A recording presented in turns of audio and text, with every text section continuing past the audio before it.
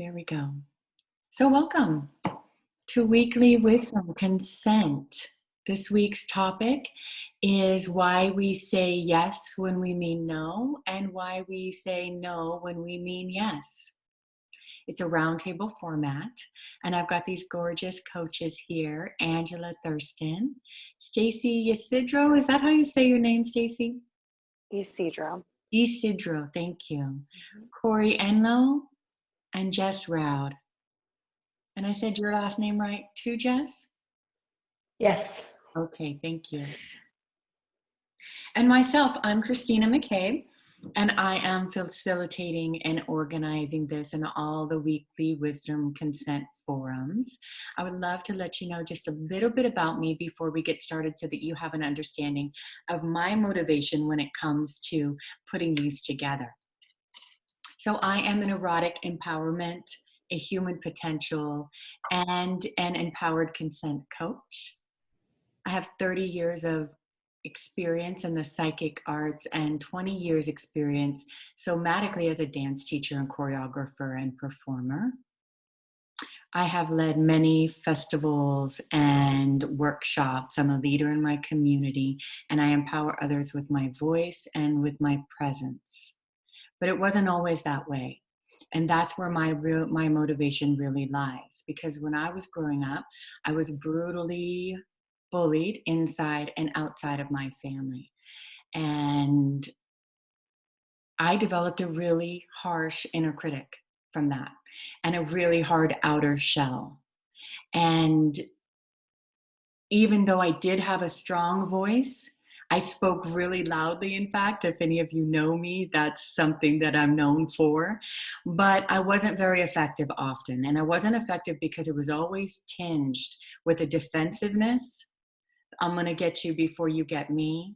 Or a desperation. Please love me, accept me, let me belong. Right? It took a cancer diagnosis for me to rise up and say, no more. I'm not going to be a victim to my past story any longer. And step forward and fight. I had to fight to survive for my 3 daughters, but for me, it wasn't only about staying alive. It was about fighting to be the kind of woman for them, for myself, that I could be proud of, that I could mirror to them and teach them how to be the kind of woman that was aware of my own unique gifts and had the ability to express myself. And so I worked really hard to get where I am now. And it's that journey from that disempowered voice, that relentless inner critic, to now the empowered voice that has given me the purpose and the drive to bring my gifts forward and help others. So now that's my passion. And I've really been diving into consent in this journey because I believe when we find what our own voice is and we're able to express it in a way that really uplifts our purpose and our desires, infinite possibility opens for us.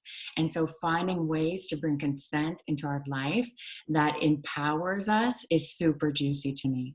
I want when the word consent is said, for people not to go, and cringe up because it feels like too much or scary or not understood, but for people to open up with the understanding that expansion is possible here. Healing is possible. Excitement. I even use consent as a bit of foreplay. So consent made juicy. That's my purpose. Yeah.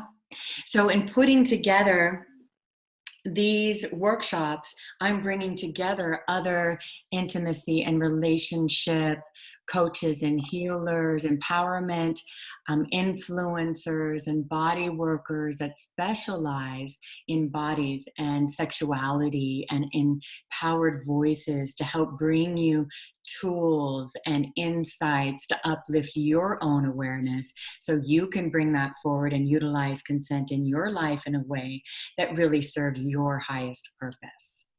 So that's what we're doing. And I would love to give you a little bit more information about what this is going to look like. So the coaches are each going to take a minute to introduce themselves. I like to let them speak for themselves so that they can let you know with their own voices who they are. And then we're going to open up to this round table format. Oh, actually, no. They're going to introduce themselves. Then I'm going to read over those container guidelines because I like to be really clear about what this looks like. And I want you to know that if you stay on the call, that is your agreement, your consent to the guidelines that I'm going to set. You've probably already seen them if you got the Zoom link, but if you haven't, either way, I like to just have them clear, so I'm going to read through them quickly. And if there are any questions, please let me know. Either raise your hand or put it in the chat, and I'll answer those for you, okay? As we know, consent is my thing, so we like it to feel really good for everybody here. And then I'll do a small presencing so we can just get into a nice yummy space to be receptive and hear what everybody has to bring forward for us. All right. So let's welcome our newest member, and then I'll open up the container. Hi, Stephen. I was just describing what we're doing tonight. Hello. Hi. I'm going to go ahead and keep you muted if you don't mind. Okay. Thank you so much. All right, so I'm going to pull up screen share and we'll go through those container guidelines. Let's see.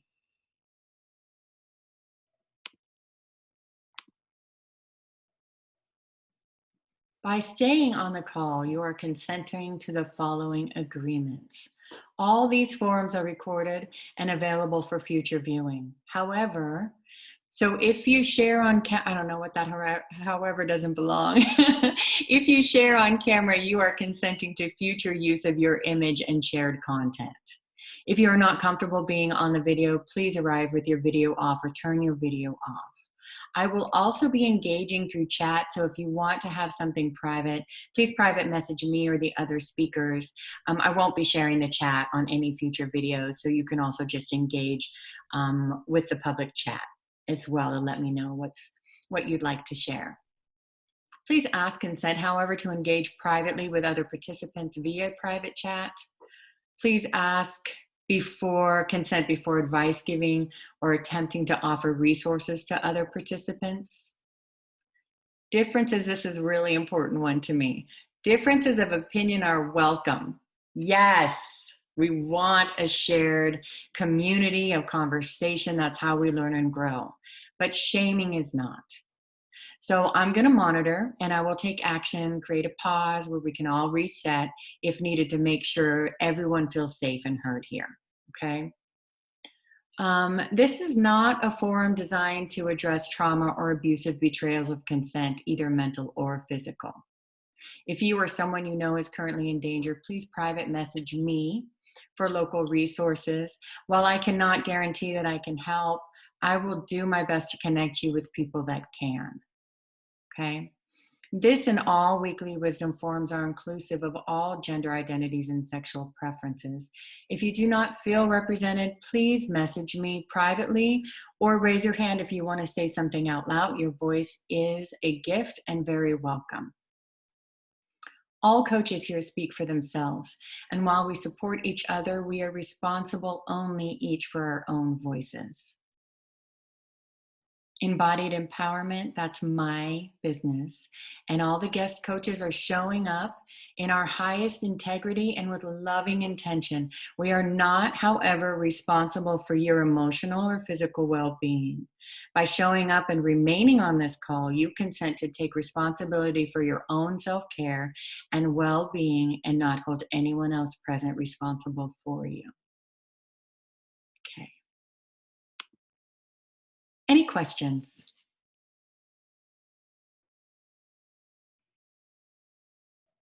If you feel that something else needs to be added to this throughout the course of this call, please let me know.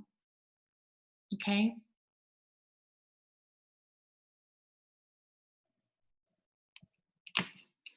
So the coaches will each introduce themselves and then we'll go through a round table where they'll bring a idea, tool, or topic, and then we'll open up for the coaches and myself to discuss. If you want to engage, please enter into the chat your questions or comments. We'd love to hear from you, and I'd be happy to even open up the mic for a brief discussion with you involved as well, if it feels like that's a good idea at the time.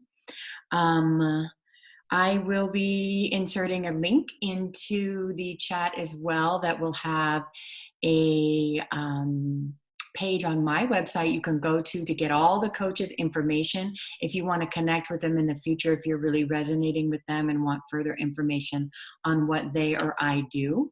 So you can click that link to go there, and that will also take you to a page where you can get a link to future replays and past replays of forums. Okay, and replays of this one. If you are resonating with any coach specifically and you really just want them to reach out to you with their information, private chat them. Give them your info there, and I'll make sure that they get it if they don't see it themselves. And they might be putting their information in the chat as well, so look out for that. All right? There will be space at the end for questions, but I'd love for you to ask them throughout as the flow allows. All right, I think that's it. Let's take a minute and get present together, and then we'll get started. All right? So if it feels comfortable to you, please take a nice, comfortable seat. Feel your feet on the floor or your bottom on your chair. Allow yourself to have a comfortable yet dignified posture. You can close or soft focus your eyes, whatever feels good to you right now. And let's just begin to follow the journey of our breath as it enters and exits our body, breathing naturally, allowing our breath to just bring us into this present moment.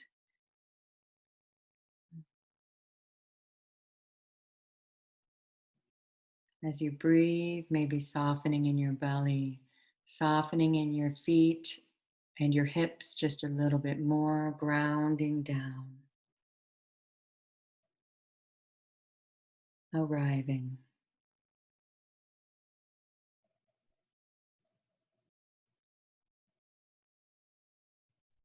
When you feel present, let yourself do just a light body scan, just noticing any felt sense of tension or dis-ease, not creating a story or leaning into it, just a noticing, just a I see you.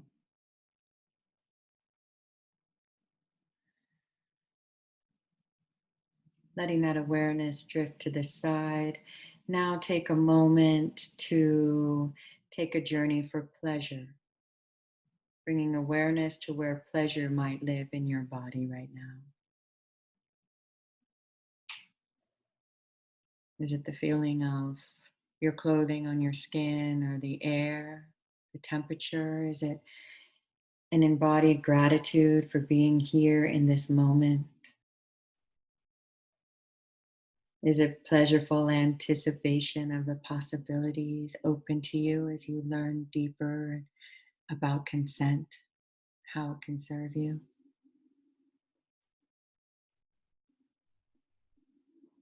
Allow yourself to lean into your pleasure. And take a pause here in that space.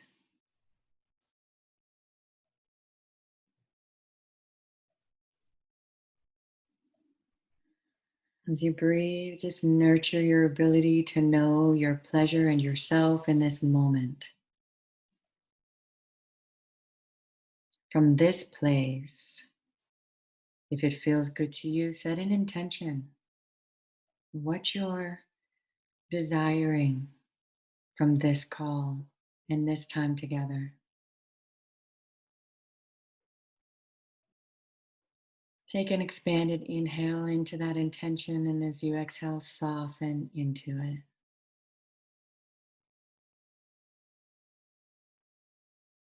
One more time, inhaling, exhaling and softening. And this time as you inhale, exhaling, opening your eyes and returning.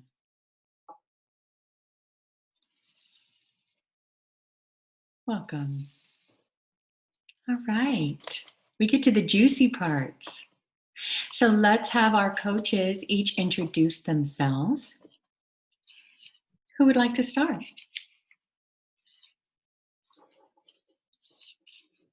Stacie? Sure, I'll start. Hi, I'm Stacie ysidro, and I am a sexuality coach that focuses on sober sex or sex in recovery. I've been sex coaching for over 10 years now, and I have an extensive background in Tantra and sacred sexuality. And I'm also an erotic blueprint coach, and I'm based out of Tampa, Florida, and I work mostly online over Zoom. And I do some in-person sessions and immersion days, but it's mostly online. So I help people in recovery rediscover their sexual selves and step into pleasure without the use of drugs and alcohol. Beautiful, thank you. Angela, I think I cut you off. Would you like to go? Sure. I'm Angela Thurston. I am an erotic mastery coach. I work with women, business women who have gotten to a place in their lives where they're very successful, but they feel burnt out and they're not knowing how to give to themselves. So I assist them in creating transformation through the doorway of sexuality in all aspects of their life. I live in Canada, and I got to be a sexuality coach mainly because of my own journey through life and getting to a place in my relationship where, after having really great sex for many years and then having children, not desiring any sex. And so going on the journey to save my marriage, which ultimately was about saving myself, because that journey, although I've been in personal development and spiritual work for 30 years, what it did is allowed me, through that door of sexuality, to spiral back to realize that there was so much trauma in me that I had suppressed, and having children opened up the door of things that I hadn't previously looked at. So that is how I got to be here. Thank you for sharing. Corey, Jess? Sure, I can go. Coreyenloe. I am a certified human potential coach, focus more on performance, some biohacking in there, mostly working with people in some level of transition. I end up with a lot of folks in either career transition or faith transitions, which is interesting enough. But I also come from the bulk of I come to this space from corporate career, mostly in hospitality. So see a lot of these types of dynamics around consent, saying yes, no, setting boundaries, fences for yourself in a corporate sense. So that's how I got here. Great, thank you. And it was me. Hi, I'm Jess Roud, and I am a body possibility coach. I have been studying embodiment for 14 years, the last 14 years, and for the last 7, I've been teaching women specifically how to reconnect or to connect with their bodies. A lot of the time we've ended up, cut off from our sexuality and even our sensuality from the shoulders down. We kind of forget about all of that in the world we live in right now. And I'm also a certified erotic blueprint coach. I'm an Ask Factor teacher, and a few other things, a lot of embodied stuff. And I found myself here through not honoring my own boundaries and finding myself in a nearly sexless marriage and feeling like there's something wrong with me and that I was broken, and learning about the blueprints broadened so many horizons for me. It brought me into understanding that I was just experiencing turn on differently, and that I had a lot to learn about my own body and my yeses and nos, which is awesome that we're talking about this. I'm very excited that we're talking about this today. So yeah, that's Thank you. Gorgeous. Great panel. So excited. Stacie, you're going to start us off with our first tool, tip, insight. What do you got, love? okay. Great. So I guess this isn't so much of a tool, but this is why I wanted to be on this panel. A couple things that came to me. One thing is that working with sexuality and recovery, I have been able to look back over my life and hear my clients' stories. And I'm sure a lot of people listening, I'll just ask, how many times have you consented to something while you're intoxicated and then later been like, oh man, I probably shouldn't have done that, or wish I wouldn't have done that? So just having that realization of the role that substances can play within our ability to consent from a grounded and authentic place.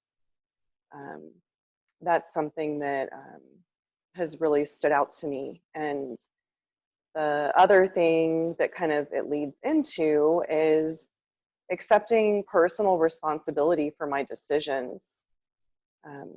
You know, I'm even clean and sober, I have consented to things, and then in order to avoid a difficult conversation, or in order to try to not hurt someone's feelings, or because I was afraid of what someone was going to say, or if I was going to be judged, or I've said no to things because of those same reasons, and ended up feeling worse about that situation than if I just would have had the difficult conversation in the first place.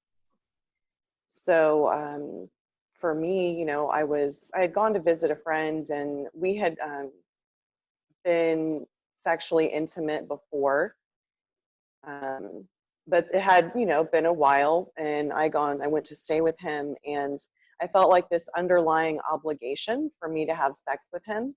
And so I did, and then I was kind of feeling like really like icky about it, you know, like, oh God, you know, like this is not what I want, but I feel uncomfortable like having this conversation. So, and it's easier for me just to have sex with him and like get it over with and move on and just not talk about it. So after a few days of that, I was not in a good place, and I ended up having to go back and explain to him and be like, you know what, I'm really sorry, but I consented to this situation, and I was really a no. And I felt this underlying obligation, and you know, I didn't speak up about it, and now I'm uncomfortable, and I didn't want to talk about it in the first place, but now here I am talking about it. And so instead of blaming him for that situation, because at one point I was he said, oh, you know, let's, you know, I'm really turned on. And I was like, yeah, that's kind of your problem, not mine. But then he kind of kept pushing it. So I was like, oh, whatever. It's just easier just to do it, whatever. And then, you know, I had said, you know, I could have stood in my no more, and I could have had that conversation with you. So I'm not placing any blame or fault on you for this situation. I'm accepting responsibility that I chose to consent to something that I was actually a no to. And when I shared that with him, of course, he had no idea that I had felt that way. And then he felt terrible. And we still ended up having to have this conversation, you know? So that to me is like a big lesson in standing in my no, and also accepting personal responsibilities when I cross my own lines. Like, I know what my boundaries, standards are, and if I choose to cross them, I can't blame anybody else for that. You know, I need to take responsibility for that.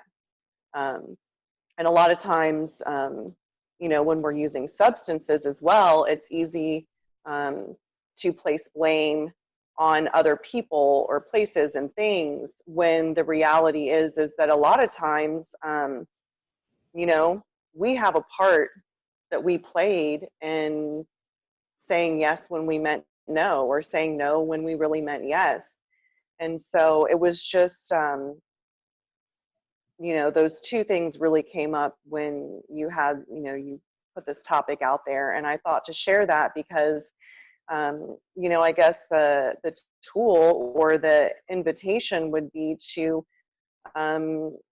take a look and see, like, what role have I played in crossing my own boundaries?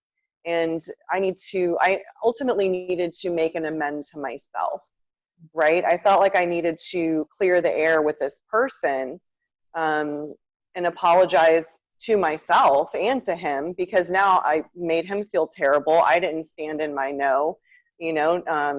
So yeah, it's like, how can I accept like personal responsibility and make amends to myself for crossing my own boundaries? And in that situation, I did that by having that conversation with him, and trying to just forgive myself, and then not doing that again, and figuring out, you know, what my yes and no is. And if I'm not sure, then maybe just wait on it a little bit. Because sooner or later, I'm going to have those conversations anyways. And I'd rather have them before, when I'm not experiencing like consent regret, rather than, yeah, I would just rather have them upfront and consciously. And I would like to remove people pleasing. A lot of people that experience substance overuse or abuse have the tendency to people please. So it's like saying, oh yes, oh yes, oh yes, oh yes, when you're really no. And then, you know, being exhausted because you signed up for too many things, or not being fully present when you are there, or showing up somewhere and then being mad that you're there and being in a crappy mood because of it.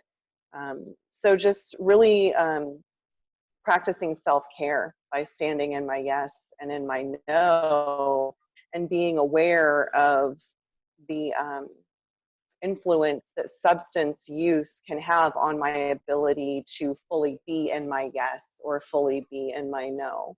Mm-hmm. And then again, just taking personal responsibility for that. Thank you for your raw and authentic share, Stacie. And for this invitation, it sounds to me like the invitation is awareness, and it's self-forgiveness, and it's that pause, right? That pause to be able to access your own awareness, and to give yourself forgiveness if you've crossed your own consent. Does that sound right? Yeah, absolutely. Yeah. Coaches, any reflections on this? May I speak? Thomas? Yes. And for the record, I am a certified human potential coach as well. I went through the Human Potential Institute and was in Mistral 2019 cohort. So fellow human potential coach here. I've found, and I actually did get out of a relationship recently because I found that the girl would not like me unless there was alcohol involved.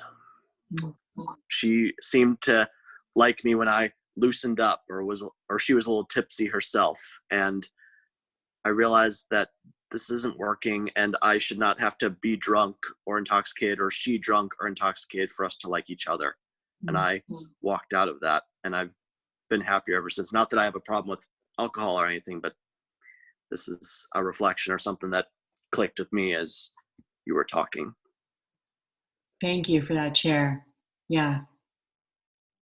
I've had that same awareness in the past with lovers as well, that we really only connected when we were drinking, and ended up cutting those off because that's not the depth of connection that I'm desiring in my life right now. Mm-hmm. Yeah, I can relate. I've had, like, years before I was married, I had many of those relationships where, you know, the guy didn't want to be in a relationship, but we'd be at a party together, and then we would get intoxicated and shit-faced, and we'd end up in bed together. And so, Stacie, I really appreciate the whole the self-reflection rather than putting it on other, right? It was really about me. And I love that piece about crossing my own boundaries and how do I make amends with myself when I cross my own boundaries. And I, for many years, did it in my marriage before getting conscious as to why I didn't want to have sex. My husband works away a lot. So I would have the duty sex with him when he got home after being away, and the duty sex when he came home from work, because I was a stay-at-home wife and mother. And so I had it was a worth issue, right? But because I didn't feel worthy in my role in the relationship because he was bringing in all the money, even though I had a clear no, I don't want to have sex, I wanted to, and then I would project that resentment on him later. Rather than just speaking my truth. But it goes back to that not wanting to have that uncomfortable conversation. It's fear of not hurting my partner's feelings, or if I speak my truth, my partner won't love me anymore. There's so many things that get woven in to, for me, that have in the past prevented me from being clear on what my yes is and what my no is, and what is my intention for saying yes or no. Mm-hmm.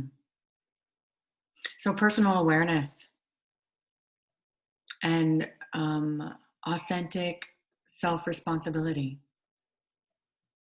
So I'm curious if you all have ideas around, then coaches, when someone's in that moment and they're about to say the yes or the no, and they say yes because it's easier or because they don't feel worthy, or got it, an insight or a tip for that?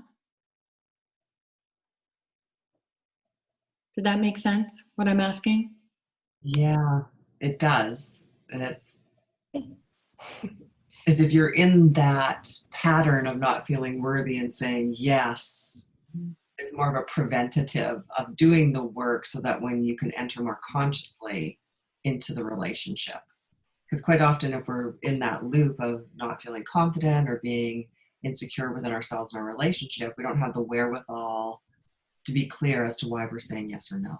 Mm-hmm. Does that make sense? It does. So doing the work ahead of time. Yes. Yeah. Jess, Corey, do you have anything here? I was just going to say that,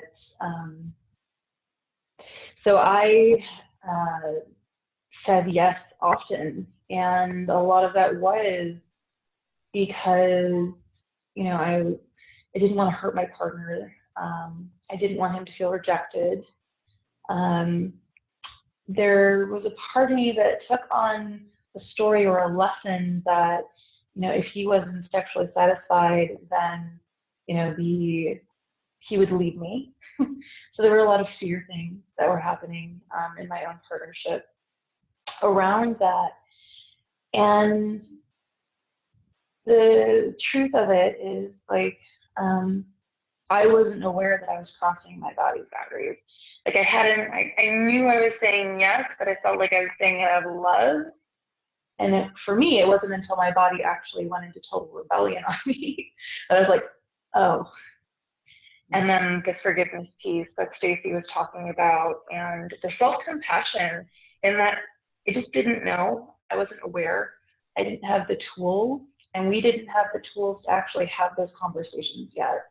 And just honoring that we're learning and growing beings, right? And so, you know, learning about the blueprints and becoming blueprint coach was part of learning how to create that safe space for us to have those conversations, and to be able to speak to what was happening. Like, I'm scared you're not going to love me, so that you could actually, you know, so that he could actually respond instead of me telling myself the story of what was going on. Yeah. Yeah. Oh, I have more, but it's not ready to come out yet. That's fine. Yeah. So again, the previous work, right? The work ahead of time. Corey? There's Yeah, something that, sorry, go ahead, Corey. I was just gonna, like, what I heard really come come through on when Stacie was talking through stuff is this idea of kind of accountability in addition to awareness, kind of this almost radical sense of accountability. There was there's a lot of, it's all my fault kind of scenario, and that can be on the positive and the negative. It's all my fault and I'm going to beat myself up about it, and it's all my fault is that I can take responsibility and learn from that and do the work like you mentioned in advance or for next time. And I also think there's a really interesting dynamic that I don't want to go by, and I think it's worth pointing out, is this idea between with substances, and it sounds like Stacie does a lot of work in that space around alcohol, around drugs, around other stuff that alters state, and there's a good and bad on both sides of that. So I think it's really interesting in that moment, Christina, when you ask the question around what do you do in that moment, and being aware of that, making some of those decisions beforehand or getting there, understanding where you are, what state you're in. It's not easy, but I think it's really interesting to acknowledge and be aware of that as you're going through those. So, Thank you. Yeah, I find for myself that so much more opens for me if I'm accountable. If I take responsibility, I then am able to connect deeper with the person that I'm taking responsibility with if I feel like I've crossed a boundary. Whereas crossing a boundary closed things down. I don't know if this felt like this to you, Stacie, but for me, if I cross a boundary with my own or with another person's consent, it creates a closing and a tightening. Whereas taking accountability and sharing and being vulnerable creates an opening and more possibility. And then if I even add in some curiosity or some self-care and self-kindness into that, then we maybe even create some juiciness to go with it all, For me, being able to say my truth, even when it's hard, is if I can take that pause. But I've done previous work to be able to take the pause and have the awareness that I need that. So the mindfulness practices ahead of time to know I need a pause. I'm gonna take a pause. And I'm gonna try to shift my perspective so I'm coming from a curious and yummy place, and it'll be received more, and I feel better about giving my authentic answer. Yeah. One of the things that I was going to add is that I do a lot with my clients is going over, I guess, a really geeky term would be sexual values. It doesn't sound very exciting, but it can be, because when you go through and you really define what does sex mean to me, sex is okay with who, or sex is okay when, and going through and really diving into all of these areas and getting that out of your head and getting in connection with when is this okay for me, when is this not okay for me. And so then you do know ahead of time, so when you do go into a situation, you automatically know, ooh, this is one of the things that I said that I wasn't going to do. And now if I do it, I know I'm consciously crossing that boundary. Thank you. Yeah, so creating that checklist ahead of time, bringing that awareness forward. And maybe even creating some support for yourself if you know you're heading into difficult areas where consent is not easy for you, right? Yeah, that's I love great. that idea of pause you mentioned, Christina. The whole idea of between stimulus and response, and you can create that pause versus the natural response. It's pretty interesting. So. Yeah, thank you. And even just in long-term relationships, I think it's so important that you have those consent conversations. Like, you can have them every time because you're in a different place every time. So creating that space with your partner, this is what feels good to me today. These are my clear yeses. These are my clear nos, even though yesterday I was all for that. Today, not so much, right? And then I also wanted to add on, Christina, I really love what you said about having those conversations after, when you're going in and you can feel the tightness, but then taking that self-responsibility to have that conversation Like that's where so much of the juiciness can be, is in the cleanup of overstepping a boundary, whether it's with yourself or if it's with a partner, because that's where we learn to, I don't know, shovel the shit, so to speak, so that we can get to depths with the person we're engaging with. Yes. Thank you. And I find the intentionality behind that so important, because if we can make it about opening instead of how difficult it is, right? If we can make it about expansion instead of contraction, we can put our perspective, our nervous system relaxes, everything becomes easier, and we have more room for things to unfold in a way that really supports us and the people that we're with. Yeah, and then it builds a foundation of trust within ourselves and other. And others. On that note, Angela, can we go to you? Yeah. So a big part of this whole conversation for me is saying no when I mean yes, and being able to see the distinction between when my head is stuck in my story of I'm tired, oh my God, I have to get up early, I have a meeting, and I'll be in bed with my husband and he's, we're cuddling and he's clearly aroused and seducing me, and I can feel this amazing responsiveness in my body, and my brain just shuts myself down. So I would just love to offer a tool. And how do you learn to differentiate your body's yes and your body's no? Because if we can have that sensory somatic experience of what the yes and the no is, we can often get out of, we can bring our head, our mind, and our body in alignment, so that we're not just being run by our stories of saying no to pleasure because it became a pattern and a habit, and actually just inviting that pleasure in because it would feel nourishing and juicy in that moment. So if you want to play along, what I'm going to invite you to do is to find your full body yes. I'm inviting you to close your eyes and just think of a situation in your life when it was a clear yes. There was no hesitation. You were in bliss and joy. And just sort of raise your hand so I have an idea when everybody's there with their experience. Beautiful, thank you. And so just staying in that experience, just tune into the sensations that are present in your body right now.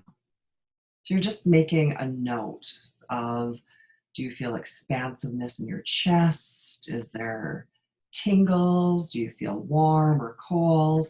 So you're just getting an idea of what this beautiful yes feels like in your body. And now I'm going to invite you just to see what emotions are present with this amazing yes experience. What emotions are present? And so you're just tracking them in your brain. And then just tuning into your thoughts. And so you're just tuning in to see if you have a whole bunch of thoughts going at once, or if you're just very clearly focused on one thought, or perhaps there's no thought. And then when you're clear on what this yes feels like in your body with your sensations, your emotions, and your thoughts, you're just really anchoring that in, that this is my body's yes. When you have that anchor, I just invite you to take a deep breath in and slowly open your eyes. On your exhale,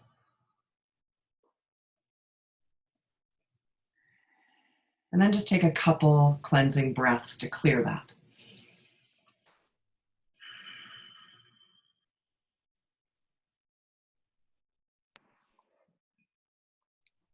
And then I'm going to invite you to close your eyes again so you can feel somatically what a no feels like in your body. Because quite often our brain will be saying, yes, I want to do that. And your body's a clear no. So I would invite you not to think of a person, but to think of something that you really, really dislike. So for me, I really dislike when people don't pick up their dog's shit on other people's lawns or path or on the beach. Like that's a huge dislike for me. So find something that you really dislike that's a clear no in your body. Then you have that, just raise your hand so I can see.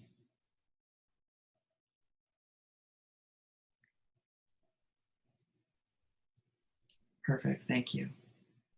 And so just dropping in, thinking of that dislike or no in your head and just tuning into what your body sensations are. What does this dislike and this no feel like in your body? You're aware of tightening, temperatures, tingles. How is your breath when you're in this place of dislike or no? Just really getting those signals and those anchors of what your body's communicating to you with the no. And what emotions come up for you when your body's in this place of no? Just taking a note of those. And then being mindful of your thoughts. What thoughts are arising? Do you have many thoughts shooting in, like one after the other? Are you focused or are you having no thoughts? So just really tracking and anchoring what your sensations are, what your emotions are, and what your thoughts are when you're in this place of a clear no. What is this? Anchor this in your body.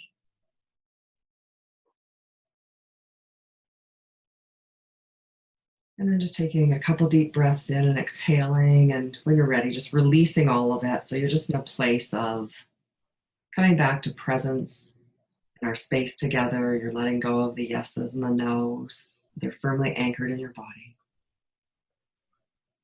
And then just very slowly opening your eyes on your next exhale.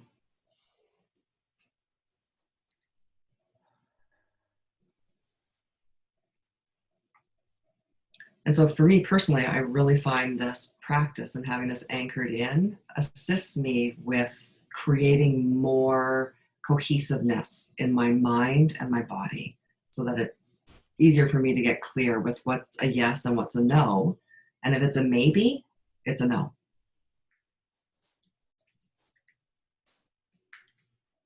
Can you say that one more time? The whole thing or the last If piece? it's a what, it's a no. It's a maybe. If it's a maybe, it's a no. If it's a maybe, It's a no. maybe it's a no. Or maybe I need to come back and revisit it later, but for now it's a no. Yeah. Thank you. Thank you. I'm curious as to what people's experience was, or if they noticed, or if they find it would be if you would find it would be a good tool to help you differentiate when you're maybe not clear. Participants, if you want to say something as well here and how that felt for you, please feel free to. Coaches? I do this exercise with my clients a lot, and it's really, really helpful. I remember doing it myself to try to anchor in my yes and no. And I've been one that's always been kind of not really connected to a lot of body sensations. And a lot of times I don't feel a lot going on in my body. So sometimes I go with like images in my head will appear, or thoughts will come in. And so that was really helpful to me too, or like a color, or like you asked if there's a temperature involved there. And then I also came to that realization through that yes and no stuff. If I feel a complete disconnect, that's definitely a no. Because on my yes, I'm in tune with my body and I feel it. So it's really helpful. Thank you. Thank you. I love that exercise, Angela. And getting to fully embody that, and it feels like something that would be fun to revisit over and over and over again to just get clearer or to see if those sensations have changed. Because they possibly change over time. But I also discovered in my body that there was a difference between when I felt like a closed down no and an empowered no. And so like I was playing with that while I was in that moment. I was like, because I could feel my like shoulders curling in and like me like getting small. And I'm like, well, what is like me standing fully in that feeling of the no feel like in my body? And so that was an interesting thing for me to play with. And like, what is the really empowered, celebrated no feel like in my body? I love that. I'm so all about that. I really want you to talk more about that. I want to read what the chat says, though, if I can, for a second. So Heidi had said that she loved the idea of looking at consent as self-care. You said that when Stacie was talking, right? Yeah, me too. Absolutely. And then Johnny said he was definitely a no for now, I believe, to sharing himself. But anchoring in the feeling of yes and no are great. I feel the orgasmic burst in my body when I'm a full yes. Yeah, I felt such an expansion and that whoo when I felt the yes as well.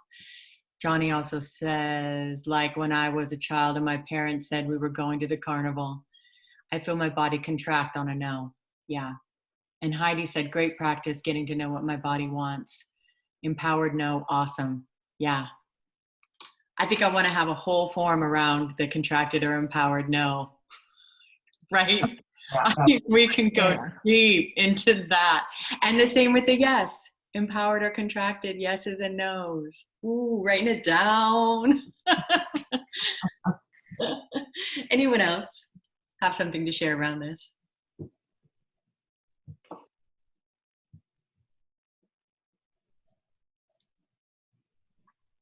I felt the contracted no.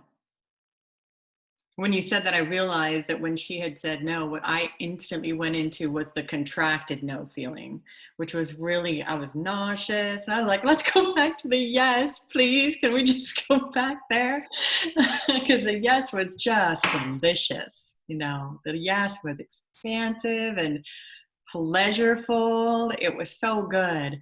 But I feel like the empowered no could be just as good. That awareness is just so good. Thank you, Jess. It was a very, I was like, what about this is contracting and what about this is an opening? Because we are taught that like our no's are very, like there's some shame around having to say no, which is like a contraction that happens, possibly. Not putting that on anybody. But like for me, like there's a getting smaller and feeling like that my no is, it's not okay in a lot of ways. And obviously what's happening in that experience is not okay. That's creating that sensation as well. But you know, it was really eye-opening to be like, okay, so what in this is like me saying no? Like I had some tension in my like cheeks. I had like tension, especially in like my right shoulder, which I've had injured several times, which is very interesting to me. Segue later, but it was like, what does it feel like to fully like feel that expansiveness that I felt in my yes, and to honor that I was a no in those moments. Mm-hmm. Yeah, I really like that. I haven't thought of that before, and so what I'm getting is to get the distinction of what is a yes and what is a no. And so when you have whatever your sensation is, like for me, I feel very expanded in my yes, and then the contract and the no. But I love what you said, Jess, because then after you're clear on your yes and your no, it's like, well, how do I blend that yes to empower my no? That yes, I'm a no. do you see what I mean? How it could be. It's almost like a yes to no. Right. It's that yes to the response of like, I'm consciously making this decision to not do this. That's right. Because it was a no in my body. And now that I know it's a no and I can consciously say no. Right. Yes. Yeah. So there's lots of ways you could play with it to get that clarity. Yeah. I love the playing with it. Yeah. Heidi said empowered no. Awesome. Stacie, appreciate you saying disconnected is a no. Yeah. Good stuff. We're actually talking to next week's forum is how to tap into your inner wisdom, which is a lot like what you just did, I think, with us, Angela, is tapping into that. And then the week after is navigating the no, how to handle our own and others' emotional responses when it comes to that no. Mm-hmm. We could just all come back every week. Let's do it. Let's do it. Anyone else around this?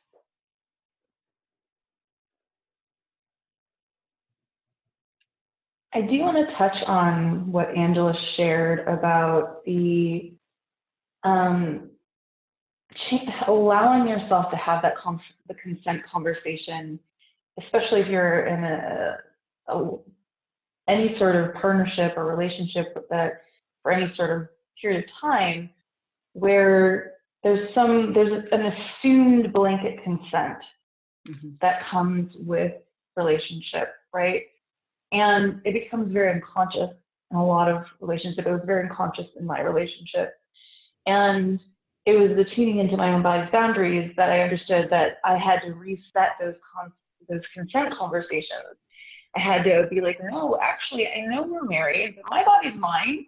I get to say what I want, and your body's yours, and you get to say what you want and what is in play today and what is not in play today. And I love that the idea of the daily conversations where you could just wake up every morning, turn to your partner, and be like, well, you know what? I'm a yes to this, and this morning. What are you a yes to? What are you a no to? And then, maybe you play then, or maybe you play in the middle of the day, or maybe that's just a titillation for maybe what happens at the end of the day, where you would possibly check in again and be like, so what are you still a yes to? What are we yes to today? Yeah. And making it fun and juicy, maybe. On that subject, I think that's something similar to what Corey was going to talk about tonight. Yeah? Awesome. Yeah, it's like Jess, you were setting me up for segues, but I'll let anybody else finish they wanted to discuss. So, so for me, it's for stuff I want to bring in terms of kind of an insight and then potentially a tool is. So now the insight piece is really an awareness. We talk about awareness a little bit, but really it's almost situational awareness, and that's what I spent a lot of my time thinking through and kind of getting ready for this discussion is this understanding where you come from, what shaped your belief system, whether it, and all of the assumptions that come along with that. And so for a bit of background on me is I come from a very patriarchal, high demand, fundamentalist religion that it was very top down, very, there's a lot of platitudes around, the wife's important, but really it's the man, in that relationship that holds the power. And I'll get your opinion, but if your opinion doesn't line up with what I'm trying to do, then it's wrong. And that's kind of my background and really spending the time examining that. And that's what I would probably suggest and invite everyone to really take a look at is your situation and what shaped who you are and how you are and why you do certain things, why you do them, and really leaving nothing off the table. Like everything's open. Coming from that, and I also speak that in the context that I come from a very committed, very monogamous relationship. Been married for 2 weeks from now, it'll be 22 years. I got an anniversary coming up, and 3 children, came up through kind of this religious setting, and then all of a sudden, a few transitions, a few things change, and all of a sudden you start questioning, and all of a sudden for me, I also started having these discussions around, I didn't call it consent then, the last few years, but that's definitely what it was. Like we were getting this idea, okay, well, what is it? Whether it's related to sexual or erotic things or activities, or do I do things because family activities is another big one in some of the exploration we do around consent.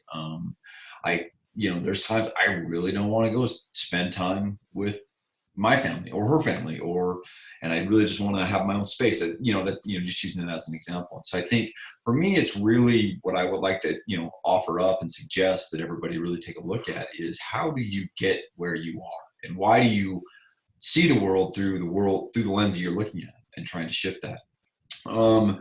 And then on the kind of action side, if you will, or the suggestion for how to look at it is really, it's really nothing more than practice and using those trusted relationships, and I've, and I'm granted I'm a coach. I do that stuff. But I can't believe how powerful that stuff is, whether that's engaging a coach, going through those dialogues and questioning those things. Sometimes it can be with a partner, a romantic partner, a friend, a family member, a best friend, whatever that looks like, is really taking the time to practice those conversations. Sometimes that can happen with coworkers. I've had a few opportunities in my kind of corporate career that I've had some chances to do that. And I love that, the opportunity to, okay, what about this? Like, what if I really tell you no in a corporate setting? What does that stir up for you and sometimes that's in a boss relationship. And sometimes, because we play these films, for lack of a better term, in our mind of how it's going to go. And that comes from this, in a lot of ways, this insight of where we came from. So in my worldview, is I came up through a space where if I wasn't the best or very successful, or if I didn't win something, I had no value. And so when I go to and have this boss or coworker relationship, I'm terrible at setting boundaries within a corporate environment, because if I say no, that means I failed. And therefore, I don't have value, which is, saying that out loud is crazy to think through. And so practicing these things, sharing those things with, partners, trusted coaches, mentors, those types of things, that's what I would offer up for this group. And this relates to this conversation, is practicing, okay, well, what if we do say no? And what if I do say yes? What if it is an empowered yes? What if it's an empowered no? What if it's a fearful yes? Or if, on the flip side of that, what if it's an empowered yes? I think those are things that are really valuable in going through, examining your own unique individual situation. So I think there's real value in that. And, in full transparency, I would have told you 3 years ago that I thought the whole coaching world was a total hoax and total scam. That was my space. I thought there was no space, there was no value in that. And then I went and hired a life coach, and look where I am. Completely changed my world, not only for the better. Most of you, we show up in this current moment in this type of an environment, and we are, and we're living our story and some new version of that, based on this kind of how I show up now. Most people, including some of my very closest friends and family, don't recognize me from those years ago. And I think it's really important. It gave me that time and space to practice questioning almost everything I believe and everything I view. So that's what I would offer up for this. Thank you. So an awareness practice around what has built us, what have we bought into? Is that serving who we are? And there's a society piece there too. I neglected to mention. Friends, family, religion, whatever built us, right? And then whatever we grew in, whatever we continue to buy into that created the belief systems we have. And then how, if they're not serving us, how do we move forward from those? And you're suggesting getting a coach or talking to people and really diving into those practices. Does that sound right? Yeah. Love it. And inside and outside of sexual relationships. Absolutely. I believe really so. Important. Yeah. Yeah, I really like that. Mm-hmm. Because how often, like I know for me, I've said yes to my mother more times than I cared to, just because I was so afraid of the wrath of what would happen from having that difficult conversation of this is why I'm saying no, and how I've had to exercise that no muscle. And if we go back to like either it's our families or culture when we were bringing up children, like I know for myself when I was young, I was forced to kiss grandparents. I was forced to let aunts and uncles hug me, even if I didn't want to.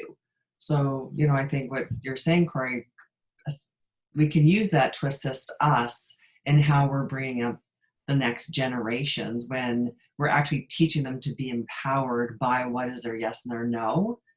I know for myself, I was not taught that my no was valid.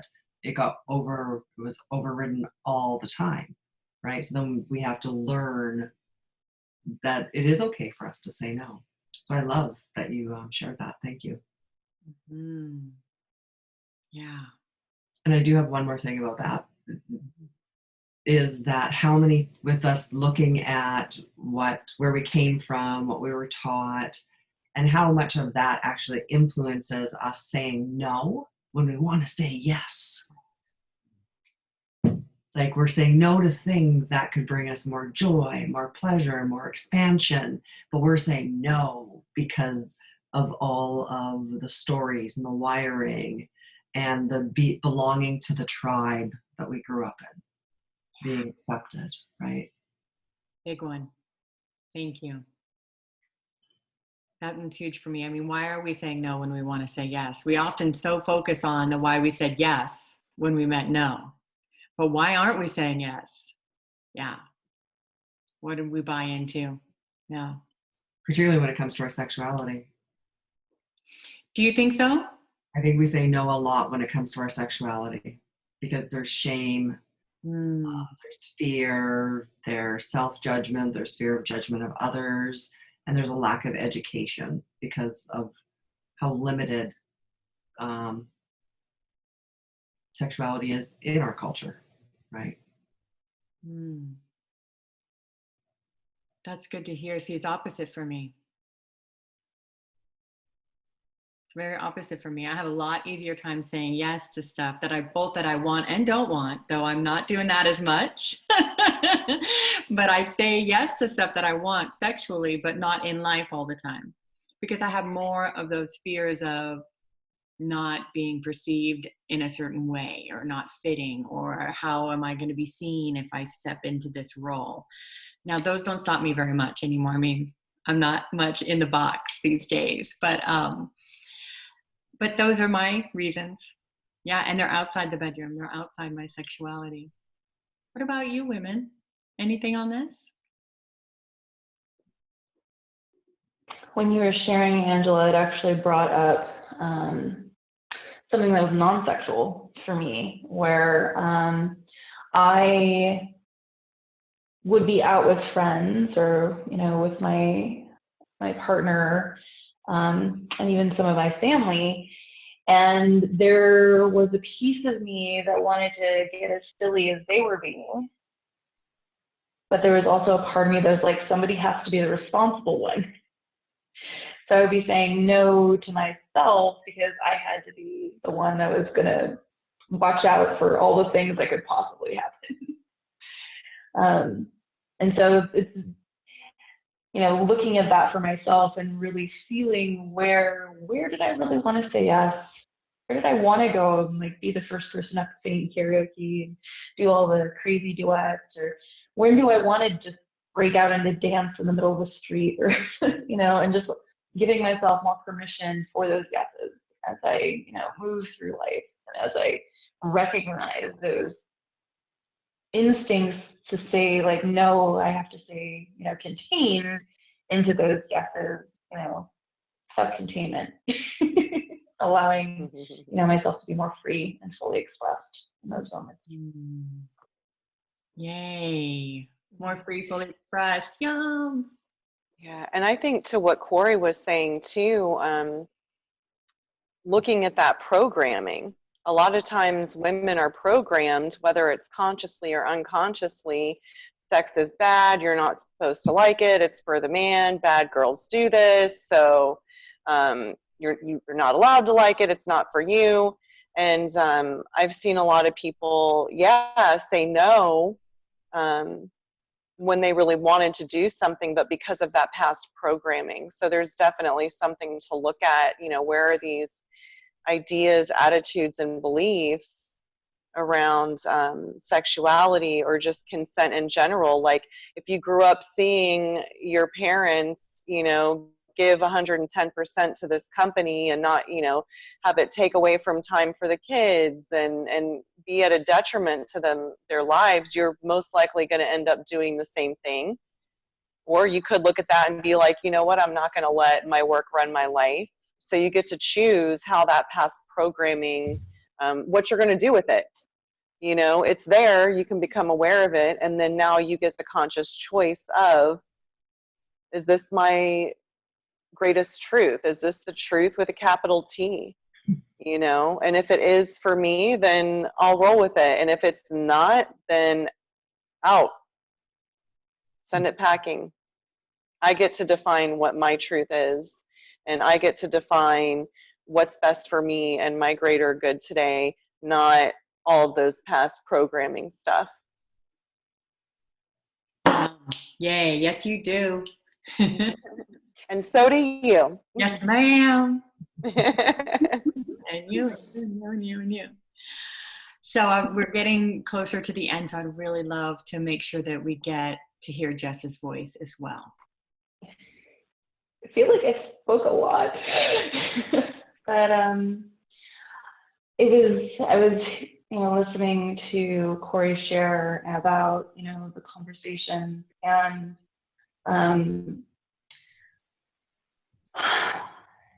you know, I've shared a bit about, you know, that I was saying yes a lot of times when my body was a no, like Angela was saying, sometimes our brain is a yes because of many different things, and our bodies are actually a no. And it occurred to me that maybe the tip or the tool that, you know, you might be wanting is, you know, how do I learn how to have that conversation about the no's in my relationship. And, you know, we do something called a dyad, and it's just a listening and an understanding. And we often, you know, jointly choose a question. And it occurred to me that having a dyad, and I'll go a little bit more into what that is, using the question, tell me something that makes you feel safe to say that, might be a really great tool for you to uncover what it is. Because this is something that just kind of digs into all, you know, what it is that would make you feel safe in your relationship, in your partnership, in your family relationship, whatever it is, to say no. And the dyad format would be, you know, I would say to my partner or the person I'm sharing this with, tell me something that makes you feel safe to say no. And whatever they share, I'm going to just receive it. I don't have to agree with it. I'm just receiving it to understand. And when I understand it fully, I'm going to say thank you. So, Angela, would you model this with me for a second? Sure. Yeah. Can you put in the chat, Jess, what the tell me is, please? Mm-hmm. Yeah.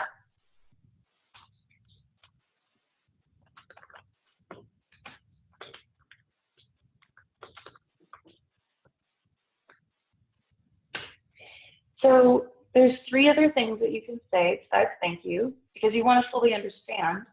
You can say, summarize that. If the share they give has gotten really long and you kind of lost the thread, most things do, it happens.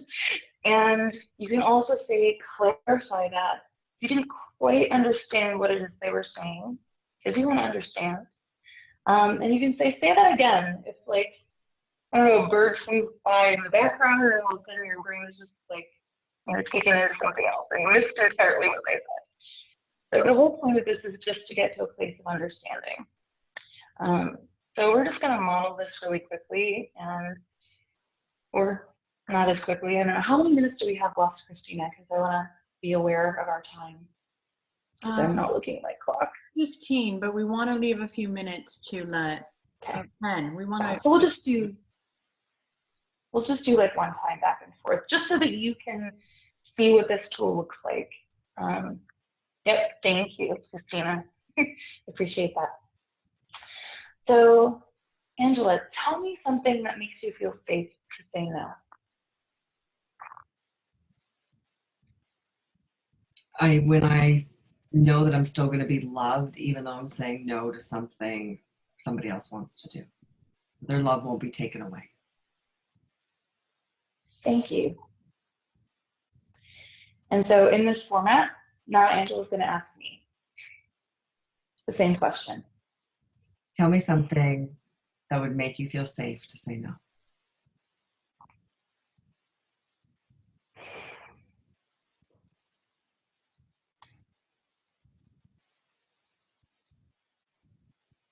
Knowing that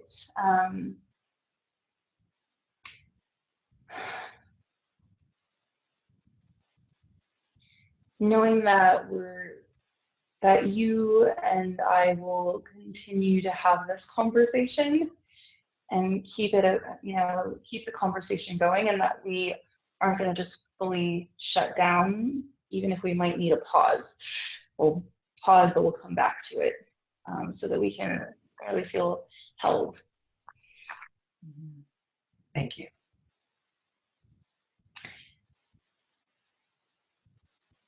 Tell me something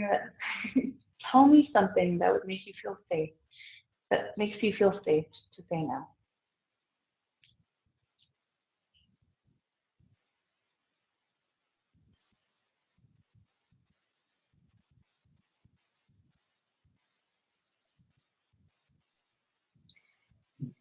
Knowing that just because I'm saying no this time doesn't mean I'm not going to want to do it in the future, so that it would make me feel safe to say no now, knowing that in the future it would be offered to me again. Thank you. So I could go back and forth more, but you kind of get the idea that we're just asking the question, we're getting the answer, so we're getting the information, and we're just saying thank you to let them know. So what this does is it allows you to really feel into what your answers are for that. What do you actually need? And it allows you to feel heard and seen and understood. And so it takes away the tendency of having conversations to be formulating responses, right? So, it allows us to have a little more freedom to really dial in and to really understand. It's a really great way to connect with your partner. Yeah, and I did have something else that I wanted to share, but that was what came up after listening to Corey and listening to everything. So I'm going with the flow on that. And if we have an extra 2 minutes, Christina, I don't know how long that took. I would like to share that other thing. Do it, girl. Love to hear. Okay. So one of the things that my partner and I found that helped once, we were in this situation where I had said yes all these times when I really had wanted to say no, we started playing with, when we were having intimacy, this kind of a game of Simon Says or Sexy Detective Says, or however you want to term that, in the moment, we set up a container where in the moment, I could say, I need us to fully stop. I need everything that's happening right now to stop and to just pause. Because what would happen for me was I would get overwhelmed in the moment. And so I would be like, okay, I just need us to stop for a moment. And I would do kind of what Angela has taught us, is I would tune into where my yeses were and where my no's were in the moment. Take a few breaths, slow down, and then I would be like, okay, this is what I need, what I'm good with, where my yes is at this point. Okay, we can continue. Which what I loved about that is that it didn't shut down our intimacy altogether, which is something that would happen, you know, in the past where like I would need that pause, but because we hadn't set up this conversation of, okay, this is okay, he would just feel totally rejected and like I didn't actually want to be intimate anymore and I didn't want any of this. But really, I just needed the pause often. Mm-hmm. I just needed the pause to allow myself to kind of, my nervous system to assimilate in that moment. But having that pause anytime allows you to really tune into, am I still a yes? Because as you know, Angela said, that maybe is a no, but we in the blueprint world we talk about, you know, a yes can always become a no, but a no cannot become a yes. So sometimes your yeses turn into no's because we are ever-changing beings. And so finding that time and the space to honor that is a great way to continue to really stand in for yourself, for your own yeses and your own no's. Mm. I'm so glad you shared that. Thank you. What did that offer you all? Permission. Mm-hmm. What did it offer you? Freedom. Freedom. Mm-hmm. It's okay to change your mind.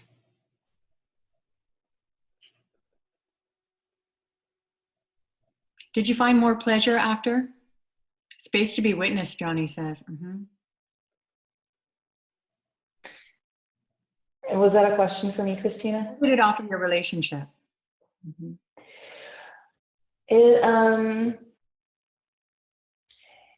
It did allow for more space for us to continue playing and to be more aware in that and more present in that play, Mm. you know, together, and really, you know, start to rebuild the trust Mm-hmm. together. Thank you. Yeah. Powerful share. Thank you so much. The dyad I find just so beautiful.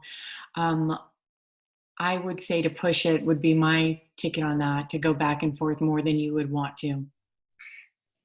Totally. I would do a minimum of 20 minutes and up to 40. Yeah, because you Yeah. go deeper. I've had people lead me into it and I was like, I am so done. And they wouldn't let me out, but I got where I really needed to go. Yeah. Yeah, that's very true. And I really love, Jess, too, what you shared, the dyad as well as the next piece you shared. So I think also when we can have that conversation to set up that I need to ask for pauses, or we both can ask for pauses when, you know, something's not right. Because I know for myself during lovemaking, I've shut down. It could be a smell, or, you know, some shadow aspect of me is showing up, and then everything, my pleasure just is like, whoosh. But to have that, I just need to take a pause so I can connect with my breath. I can check in with myself. And then also it lets your partner know that they're not wrong and they're not bad, and they haven't done anything. It's what comes up for you in that moment as to why you require the pause, not because they've done something wrong. And I think that really helps on both parts with the ease of that transition, that we're just going to take a pause and we're going to see where we go after that. Thank you. Yeah. Yeah, I love how that you tie a lot of the things we've been talking about together around response, creating a pause. Like in some ways, that pause for me really creates a space. Okay, why am I doing this, or why am I getting that somatic experience? Is this something that what's it trying to inform me toward? I loved how that tied a lot of things in my mind, tied a lot of things together we've been talking about today. Hmm. Yeah, it feels like it ties in really well. Yeah, yeah. Thank you for sure. Heidi said, great container, Jess, a way of having living consent and keep playing. takes away the pressure to make a permanent decision, so it's easier to find my yes or no. And then Johnny said on the topic of no cannot be a yes. I find that sometimes I need to be able to hear myself say the no and feel honored in the no. Bye, sweetie. Thank you for being here. Then I allow myself space to check in with myself again and feel if there is a yes on the other side and what that yes looks like. I actually need that too. Sometimes just being able to be heard saying no opens up a yes for me, because I need to know I'm safe and that I can say no. And if I know that I am, it gets juicier. Yeah. Mm-hmm.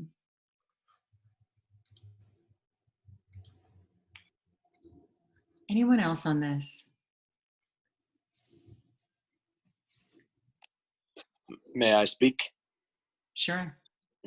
So as I'm seeing and hearing each of your stories, I'm seeing and hearing quite a bit of myself in all of them. Like I too was in a corporate setting. I am a certified public accountant, but I left that all behind 4.5 years ago because it was killing my spirits. And then piggyback on Angela's conversation, I started working with my mother informally, and then she started being a little too controlling for my tastes, and I had to speak up for myself as a man and set boundaries and enforce them. And in the process, she actually started respecting me more. So that's my 2 cents on that. Thank you. Thank you. I feel more respected when I speak my truth by those around me. Generally, if I'm speaking it from an authentic, good place, yeah. So I'm curious if there are any takeaways anyone wants to share before we hop off, or any final tips. And that includes participants, if there's a takeaway that felt powerful for you that you want to share.